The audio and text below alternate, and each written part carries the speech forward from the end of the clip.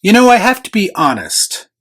I was a bit skeptical about another Planet of the Apes film, this time under the Disney banner. Knowing Disney like I do, I felt like it would be impossible for them to keep the same energy that Rupert Wyatt and Matt Reeves kept in the Caesar trilogy. But much to my surprise, Planet of the Apes continues to be one of the more consistent franchises coming out of modern Hollywood. Let's discuss. I watch so you don't have to.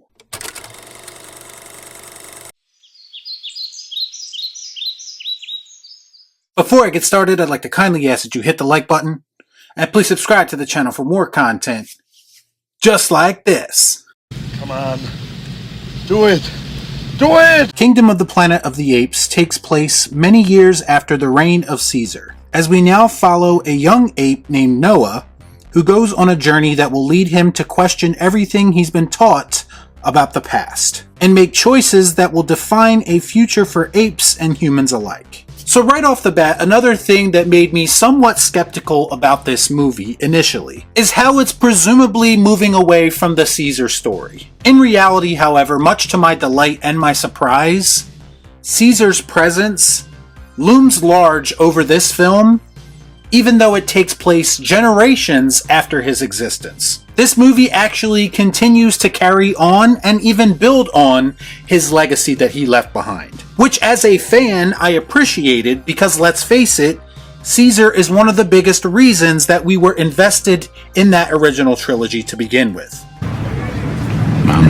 What was really interesting about Kingdom to me is that the story does feel like a very natural progression. When you take into consideration that some time has passed, and the ape civilizations are still growing, it seems fitting that another ape would rise to power and start to rule in Caesar's name, but also kind of manipulate Caesar's words and philosophy to suit his own ambitions. And that simultaneously creates conflict amongst the apes themselves, because enough time has passed that you have apes who don't really know who Caesar is, or have very little knowledge of him, and then you have other apes who know exactly what Caesar was like, and they try to teach other apes what kind of a leader he was. So what you have is the apes once again having to rise and overcome the oppression that they are now getting from their own kind. It's kind of Shakespearean when you think about it, and it's this conflict that pushes the narrative, the messages, and these character arcs forward. It was literally Cinema 101, but I loved every second of it. I like it a lot.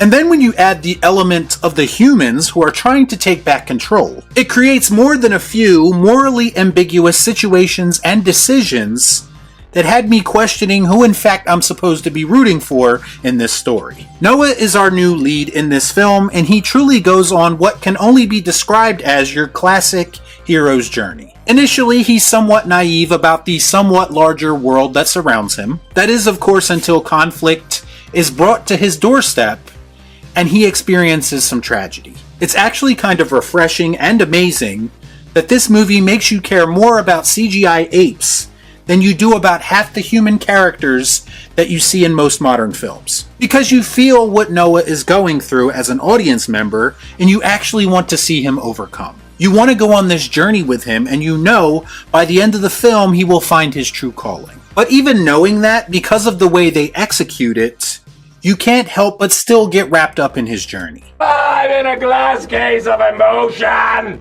The human lead in this film, May, is obviously not what she seems to be. And even by the end of the film, you aren't 100% clear on how you feel about her character. If I'm being honest, this character was a bit one note, and may even be looked at by some as being unnecessary altogether. But in a lot of ways, this movie comes off like a side mission in the Planet of the Apes universe. A side mission that will affect the larger narrative when it's all said and done. And in a lot of ways, the character of May forces this story in the direction that we all know it's going in. We all know that the relationship between apes and humans in these films is typically strained. But I did feel like this movie in particular added a little bit more complexity to the whole situation, and it is once again posing the question, can apes and humans live together after everything that's happened?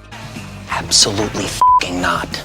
because it is clear that both sides want their own levels of freedom and control. So that alone will make it difficult for them to ever be able to coexist in this world. I do want to talk about for a moment this world that is filled with these beautiful landscapes and atmospheric interiors. This movie feels like escapism in its purest form. I got sucked into this world and I loved every second of it. We go from the more tribalistic forest huts to the ape kingdom on the shoreline being built in ships that have run aground, all the way to the giant underground bunker that looks like it's something straight out of a Fallout video game. To me, this world felt big and sprawling, and it offered a lot of great opportunities for impressive visuals and cinematography. Speaking of impressive visuals, I know I'm not the first person to say this, but how is it that a movie like this can have such great CGI?